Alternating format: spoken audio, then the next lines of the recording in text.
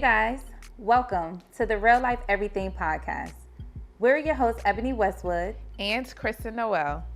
Here on the RLE pod, we dive into the real, relatable, and raw topics as we navigate adulthood and real life, our dreams. Our mission is to support women by encouraging authenticity, self-awareness, and celebrating all our real life wins and sisterhood along the way. What are you real lifing today, Chris? I'm real lifing everything. Let's get into it. Hey guys, I'm Ebony Westwood. And I'm Kristen Noelle. And this is the Real Life Everything pod. Welcome to episode 2. Yes, baby. Welcome back. I'm excited to be here. Yes. How are you feeling tonight? I feel so good. I feel do too. good. I'm excited about this, and we keeping it moving. We keeping episode it. 2. Let's go. Yes. So tonight we're gonna jump into what have we real life lately. Yeah. I feel like we should flip a coin, but who wants to go first? You can go first, Eb. How are you real lifing today? Yeah. Woo. How am I real lifing today? A couple of things I have going on, but most importantly, two things I want to stay focused on, hopefully tonight, is one, I'm focusing on real lifing my rest, and I'll get into why later. Mm-hmm. But I'm real lifing resting, okay? For those that are new here, I am a founder of a go-to styling agency called Fifth and Westwood Consulting Agency. Where we pretty much primarily focus on styling services for professional business owners and CEOs or professional business people. And so pretty much I've been doing it for about 10 plus years now. And I've recently just come into clarity that I'm transitioning out of being a service provider. Mm-hmm. And my life is transitioning. I am finding interest in other things other than just being a service provider. Mm-hmm. And a part of that transition, it's my responsibility to rest so I can gear up for this new thing that is happening in my life, so that I can have the energy and the time for it, the headspace for it. Yeah. But also, just so I can have clarity for it. It's so important to have clarity, especially when you're transitioning. It's so important to have clarity and not to be like super busy, because for like people like us, busy becomes norm and we're always just looking for the next thing to do or filling up our calendar. Mm-hmm. So it's just very important for me to rest. So I'm real lifing that. And recently, I real life my 32nd birthday, baby. We got a birthday girl in the house.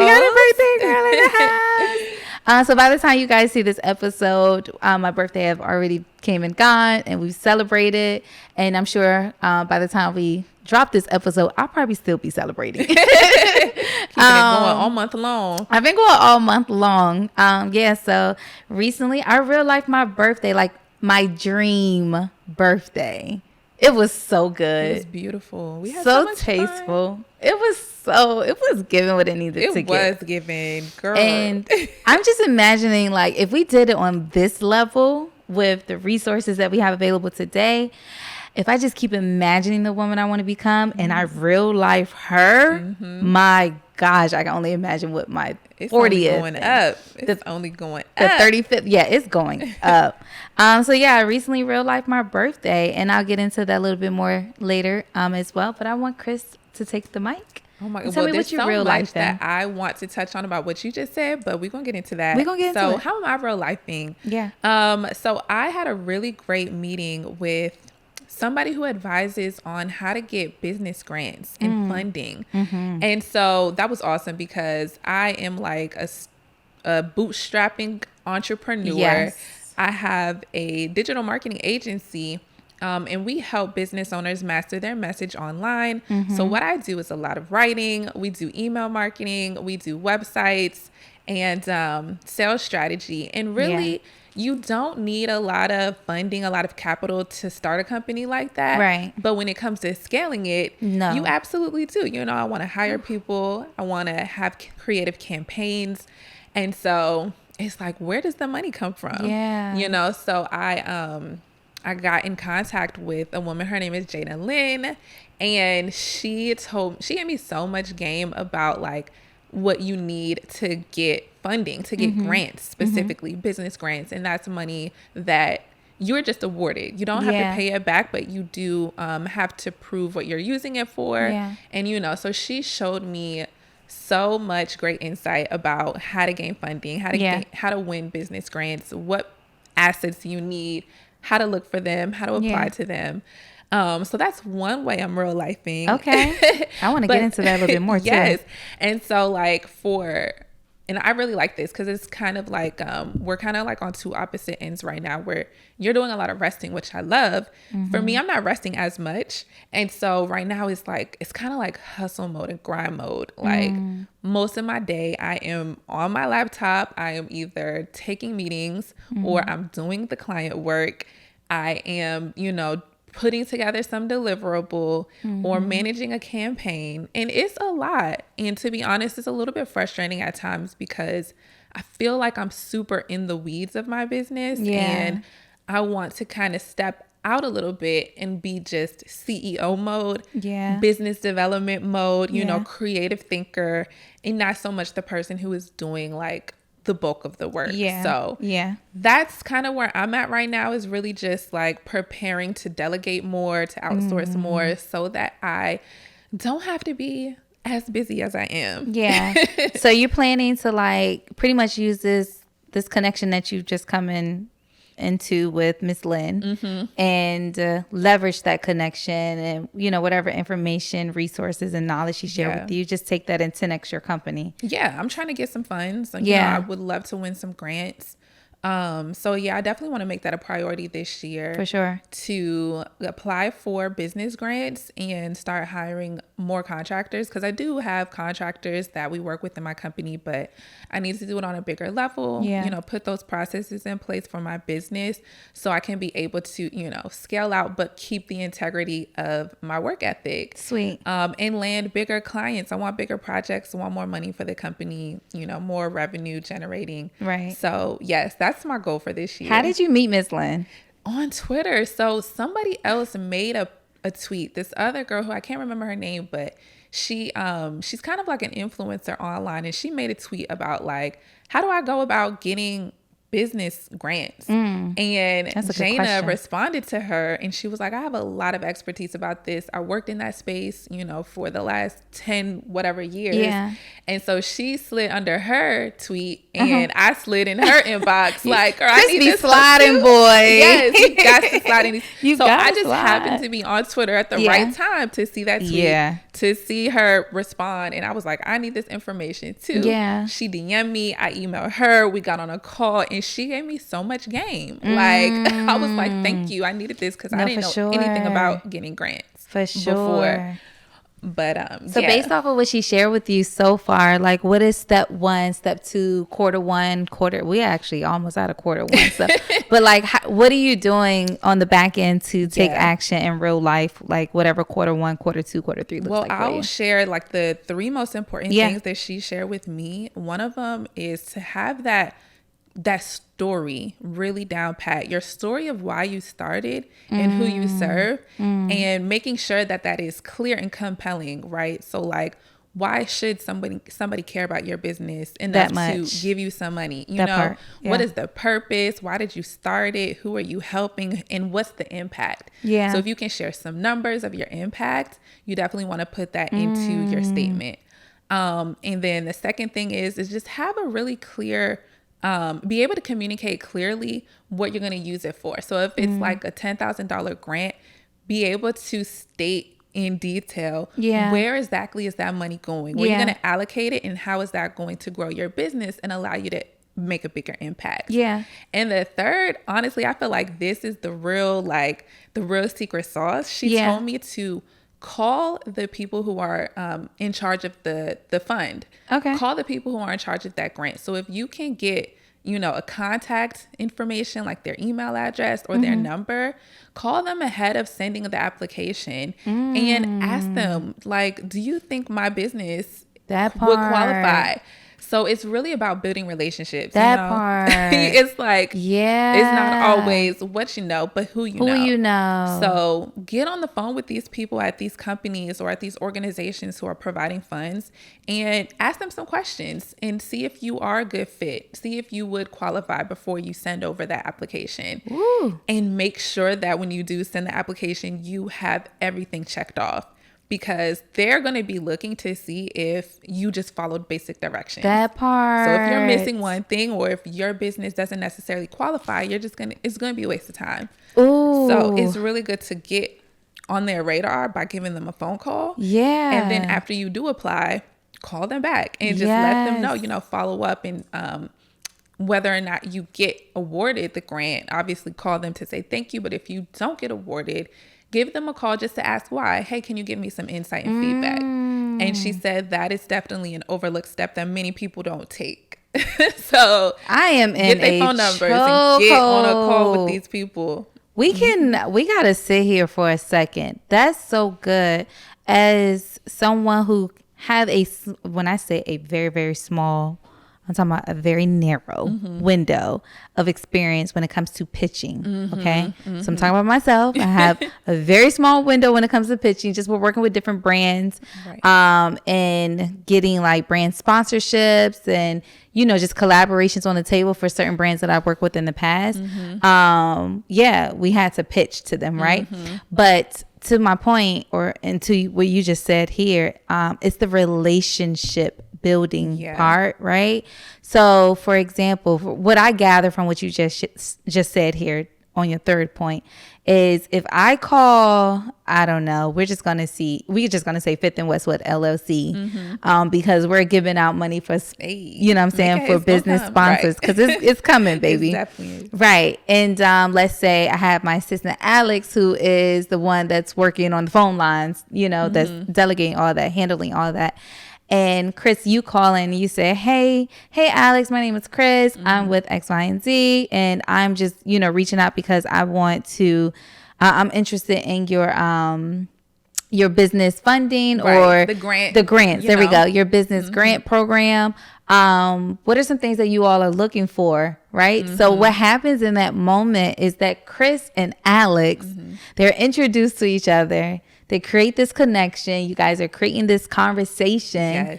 And through just conversation, just hearing people's voices, sometimes naturally you feel like that's your best friend. That happened to me. You're building a rapport. You're building a rapport. That happened to me the other day. What did I call? I was like calling my doctor offices. And this guy answered the phone.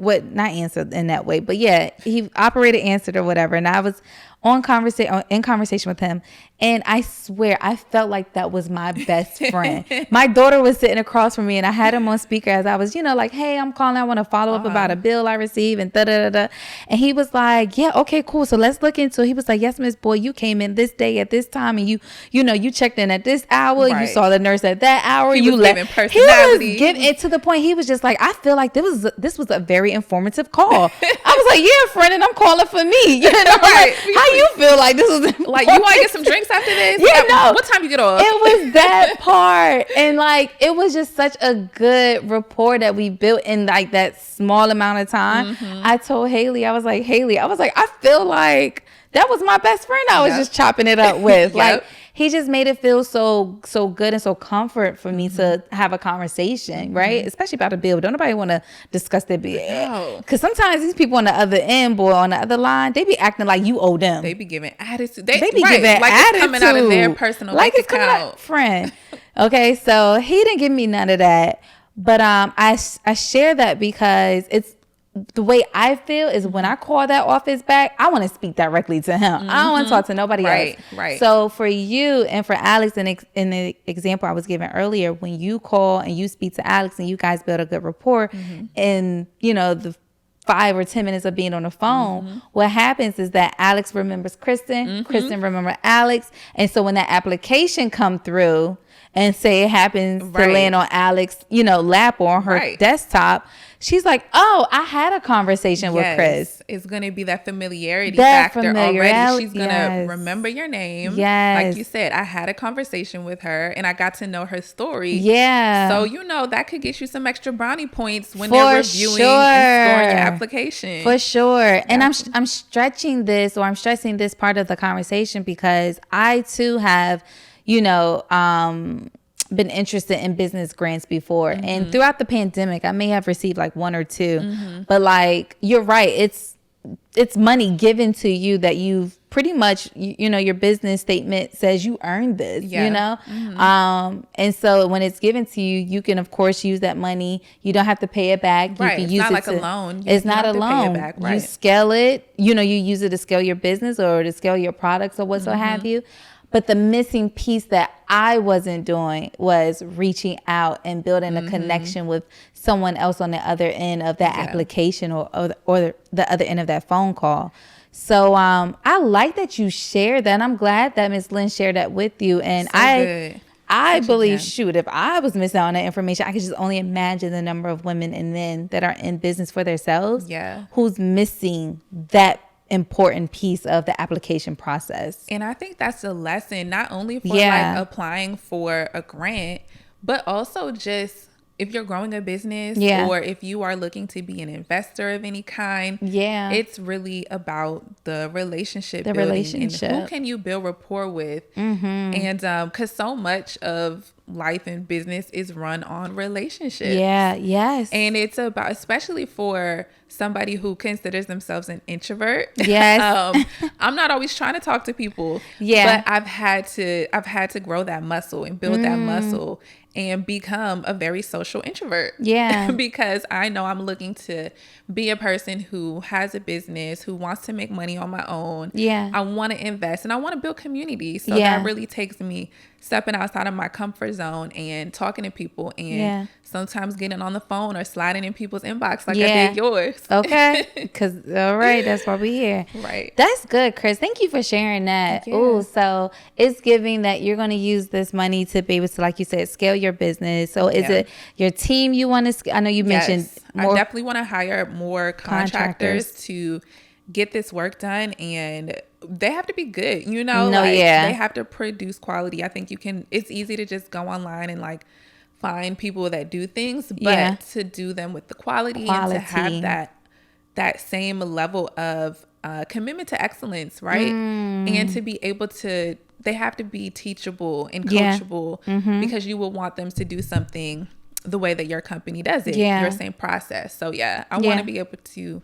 hire some dope people and run some ads. I run campaigns for my clients, but I need a budget to run it for my business. No, that part. It's so crazy how we just can do so much for our clients, but then we look at our own businesses and be like, struggle bus. Where am I doing this at for myself? Yeah, that's good. I'm excited for you. I know you're going to like for sure real life that dream team, of contractors, even up maybe to employees if that's what you desire. I believe you're going to real life that soon and very soon. So I'm excited for you, girl. So let's jump back into you and your period of rest, because I think a lot of women could learn from how do you build that into your life. And like, I think it's so hard.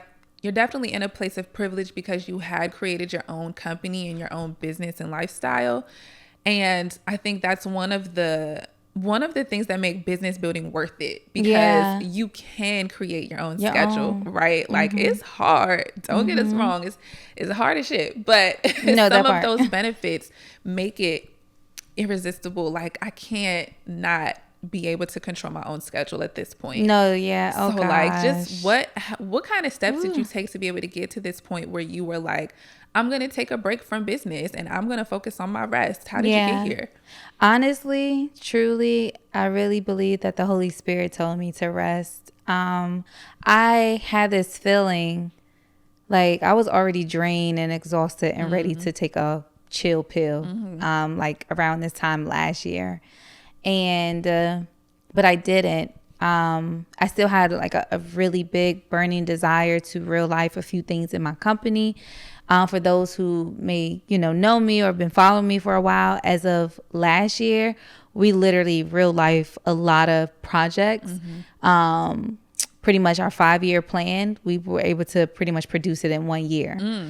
And so that was building the team, building the dream team, or, you know, close to the dream team. That was launching our online boutique store. We did a beautiful campaign in the month of March where we highlighted several of partner stylists, female partner stylists, just, you know, putting the spotlight on them, giving them the opportunity to introduce their company and share some spotlight on our platform, and to talk about a time when they did work with us, with our clients. And that was beautiful. So we ran like a lot of campaigns. We produced a lot of projects throughout the entire year that I literally had on my vision board to do in 5 years. Hey. But again, thanks to the dream team, we were able to produce that in 1 year. But just getting back to the question. So again, I felt like it was time for me to rest as of January 1, 2022. But I didn't. And I think my community also had a part of that. My community was not ready to see me rest yet. You know, my community wanted me to see it all the way through. And to this day, they still do. But I think lately, my community learned to appreciate that I am resting. Yeah. And they see the value in me resting, you know? By community, do you mean like your clients, your family, your Both. friends, your followers? Both. Everybody. It's crazy. It's crazy. Like, so, oh my gosh. But I'm really trying not to get emotional when I say this, y'all. But leading up, oh gosh, Lee, this is a really good moment because God is just that good. So I would say like November, I remember being in my car and like I just felt the Holy Spirit tell me like, if you don't rest now, like you're gonna break, you know. And I had to really listen then because I knew that I needed to rest around this time last year, but I didn't. And when you put your best foot forward and you're producing so many projects and so many things, like I said, that 5-year plan in 1 year, you begin to feel burnt out, you know? So experiencing burnout through my business, experiencing burnout through just my personal life of being a mom, you know, and just different relationships, whether platonic or intimate, like at some point, if you don't prioritize your rest, you get burnt out. And that was me, you know? And I mean, I took like several personal trips, like by myself because I just needed to like escape my reality, the reality, the dream life that I wanted and that I yearned for. I needed to escape it. And once I started to process that I'm escaping something that I worked so hard to get to and to manifest, like something ain't right here. You know, that's real. Something's not right here. And if you don't take action and listen like to your body, especially before the Holy Spirit comes in and tell you what to do. Okay, baby, if you don't take action and like listen to your body, then you can break. So fast forward November, the Holy Spirit for sure told me like, you need to rest.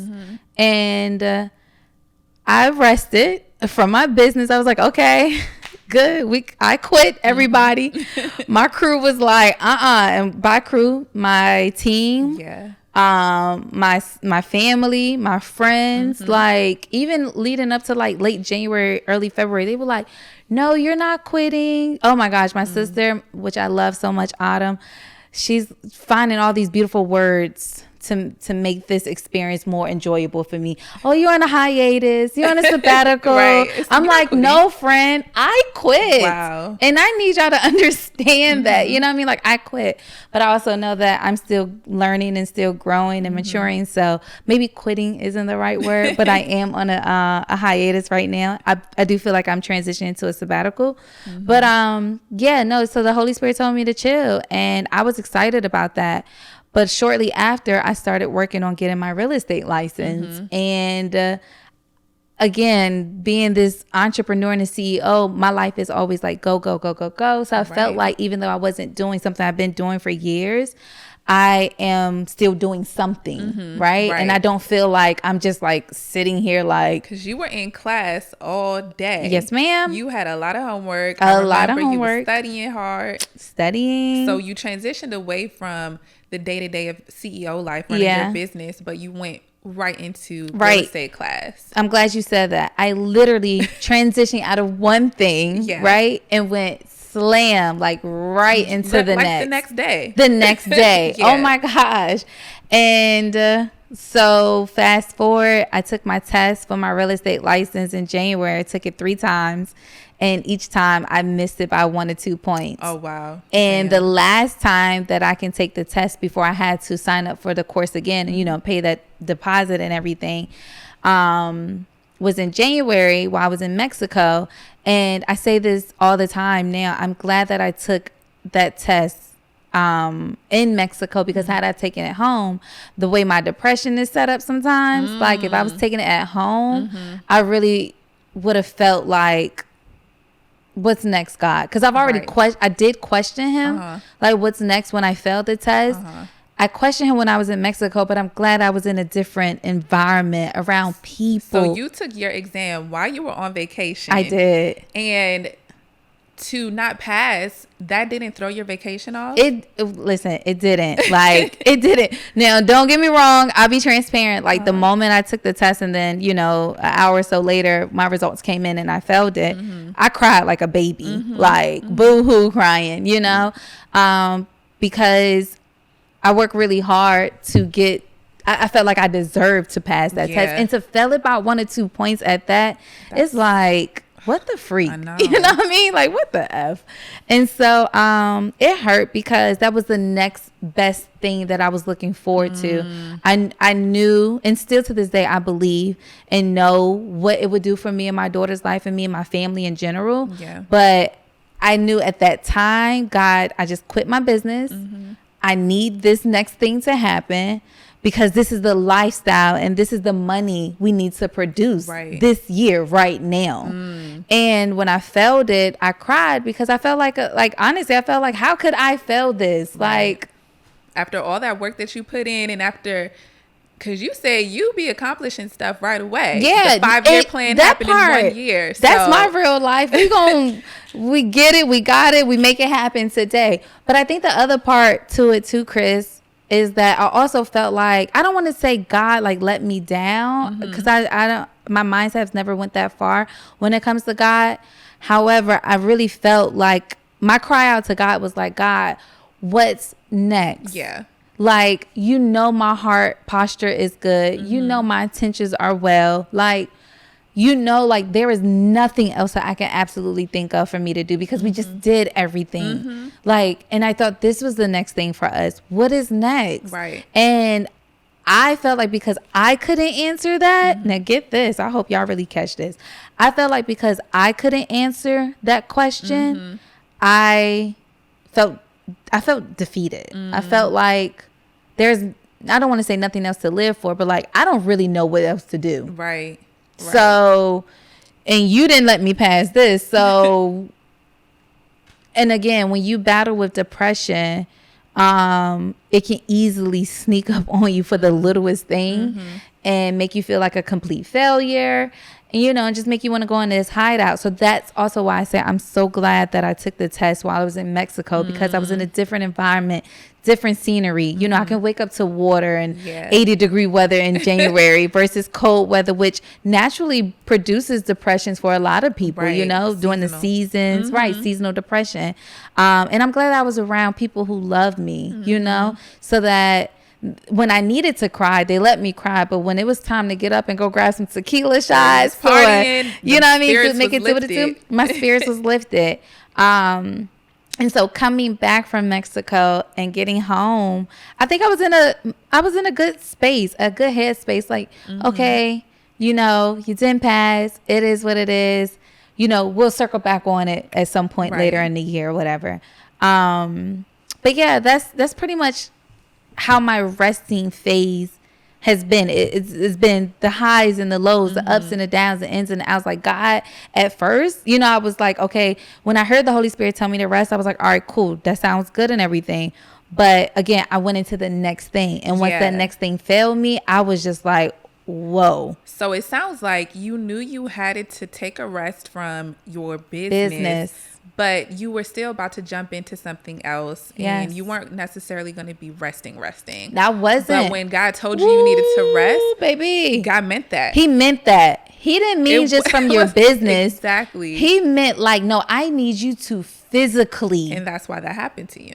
That's why that happened to me. And at the time, I didn't process it that way. You know, I did not process it that way at all. So it was hard for me to rest physically. You know what I'm saying? At that point, when I realized like, oh, okay, like I'm not doing real estate, so now I'm not doing anything. Like, what is this? You know, so like I said, my sister, she would feed me the word. She would share, you know, the difference between hiatus and sabbatical, and I was just like, yeah, girl, it don't matter what you call this ain't it, friend. I'm deucing out. Yeah, I'm like, this ain't it. So another thing I shared that I real life recently was my birthday. Yes. Okay, let's get into it. I started planning my birthday January of this year. That's something that's not the norm for me. Typically, I would share my birthday plans 2 days or 2 weeks. Girl, because if you feeling lucky. It was like my birthday had just passed, and I was already getting this text from Eb about her birthday, and I was like, wait a minute, her birthday is like 2 months away. 2 months away. And I'm so proud of myself because, like I said, I'm the type of person, when I want it now. And I also feel like because I'm the type of person to pull up on people, I have expectations that people will pull up on me. Yeah. So I don't care if I told you 5 minutes ago. I don't care if I told you 5 days ago. Friend, pull up on me. You better come. But I guess also because I had all the time in the world. Right. You was chilling. So I was chilling. So I started like inviting everyone out, including you, to my birthday plans in January. And I would say like 2 weeks leading up to my birthday. Well, no, let me just keep it real. Since February 14th, Valentine's Day, I have been on go mode. Like, I'm real life in Valentine. I'm real life in, birthday plans. I'm real. And then another thing that happened was that my grandmother transitioned. So I had one grandmother who transitioned and another grandmother's birthday who was coming up. Like, I just been on go mode for the last 30 days. And so leading up to the week of my birthday, I mean, I was like full speed go mode. I was visiting the venue that I wanted to, or the restaurant that I wanted to have my dinner at multiple times throughout the week, calling them multiple times, visiting different like clubs and bars I wanted to make sure that my people would have a good time at. I mean, I became an event planner overnight pretty much. You did that, right. In a nutshell, I became an event planner overnight. And so it required me to be physically present, emotionally present in other situations, mentally present in everything. And I felt stretched after a while. And so after my birthday, it's funny because literally, again, by the time you guys see this, my birthday came and gone. But my birthday, as of this day, was yesterday, March 12th. And I kept saying that literally after today, I don't want to talk about another birthday plan. Like, even when I walked in on set today and Chris was like, yes, hey, birthday girl. I was like, I don't want to hear another happy birthday. Because she been going and going. About 11 birthday events. Yes, yes. Like, I've heard it. I've heard it's more than ever. And I'm very thankful. But moral of my story is that I now yearn for resting. Yeah. Like, in the last couple of days, I've literally like been telling God, like, I can't wait to get with you on Monday and just chill in your presence. You know, Ooh, I just want to be with you. So I love that. That is what I've been real lifing, and that is, what I look forward to real lifing even more so this year. Is just resting. And that's about it. I'm so glad that that's going to be a focal point for our conversation, and just this timing that you were pretty much forced into rest because God told you. You didn't listen at first. Yeah. But then it really happened and you surrendered to the rest that you needed to take. Yeah. And without it, you wouldn't have been able to be so present for your family, for yourself, to be able to create this magical birthday weekend, or birthday month, I should say. Yeah. And just being able to focus on like where you need to pivot to at this stage in your life. It can't always happen when we are surrounded by the to-do list, the demands of running your business, or even if you had a job, like that would have been so hard to do. You know, all the things that you did do this month, it would have been hard to do if you still had that brain of busyness. Yes. And I'm glad that this is going to be such a huge theme for us, because Black women historically have never gotten enough rest. That part. Ooh. We have been so conditioned to have to work our tail off. Just to survive. And I know growing up, my mom was always stressed out because of work, and she just used to complain about her boss and being a Black woman and being clearly excellent, but being like pushed down, you know, that part, not being promoted, you know, and just having to deal with these things and being like exhausted, you know? And even now I'm in a mastermind group with a lot of Black women, like a good like 10 other Black women, and multiple women in there have talked about like, I started over, you know, I started from scratch. They had businesses and they were successful, but now they're in the point of like, I'm just getting back into the game because I took the last year off. Or they, you know, there were very high achieving women who built successful businesses, but then they got to a point where either their health came, you know, health priorities came, or they just wanted to do something different. Maybe they didn't feel fulfilled by it anymore.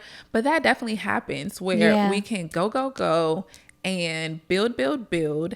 And then all of a sudden it's just like, wait a minute, I'm either burnt out or I don't have that same passion anymore, or your health becomes, you know, an issue that you didn't necessarily prioritize because you were so busy prioritizing the build. So I think it's so important for us, especially as women who are, you know, still kind of early in our 30s. So we still have, you know, we have a lot of experience to draw from, but we're kind of like in that kind of like midlife, I guess, midlife age, where we still have our career ahead of us in a sense that we can figure out how to build rest into our lives. It's not too late, you know, for sure. It's not too late for us. And so I think that's important for us to really figure out, like, as we're creating this lifestyle, as we're creating this intentionality, how can we make sure that we're resting? And doing it before it gets to the point where God is making us rest. Let's choose rest for ourselves. That part, like, let's really choose rest for ourselves. Like you said before, God makes us rest, and the way he will make you rest can come in so many different forms. I thank God that mine came in a form of a voice and not an actual like physical condition. Right. You know what I mean? Right. Where I can't like, you know, still get up and go or be a mom or talk or hear, you know, anything of that nature. Like I can still do the things that, you know, physically that he's called me to do. And I just thank God it was just his voice that just, you know what I'm saying, told me to rest. And I think the lesson, one thing I do want to share is the lesson that I'm learning so far from all of this for me is that I have no control over the things I think I have control of.